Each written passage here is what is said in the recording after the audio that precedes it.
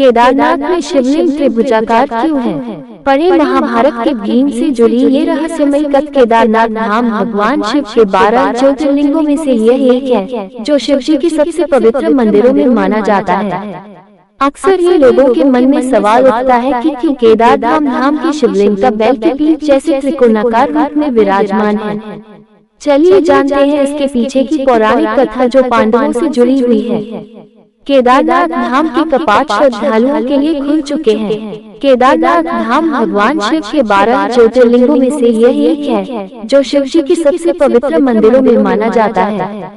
साथ ही ये पंचकेदार तीर्थ स्थलों में से पहला है। जानकारी के मुताबिक यह मंदिर 12 ज्योतिर्लिंगों में सबसे ऊंचा है।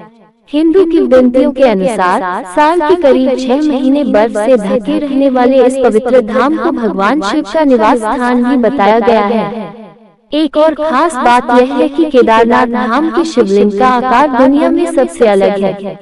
केदारनाथ की शिवलिंग का आकार त्रिकोण है। इसकी परिधि 12 फीट और ऊंचाई भी करीब 12 फीट ही है।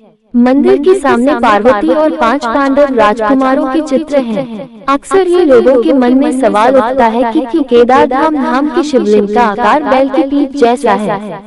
चलिए जानते हैं इसके पीछे की पौराणिक कथा, जो पांडवों से जुड़ी हुई है।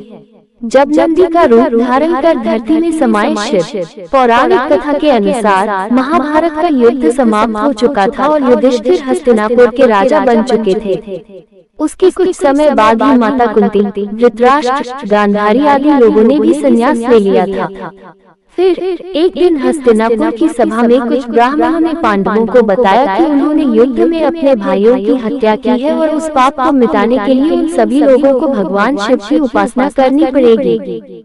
इस बात पर विचार कर सभी पांडव और द्रौपदी महादेव यानी शिव जी से क्षमा मांगने और संन्यास लेने पहाड़ों पर चले गए। इसके बाद भगवान शिव ने सभी पांडवों की परीक्षा लेने का फैसला किया और उनसे दूर जाने का फैसला भी किया।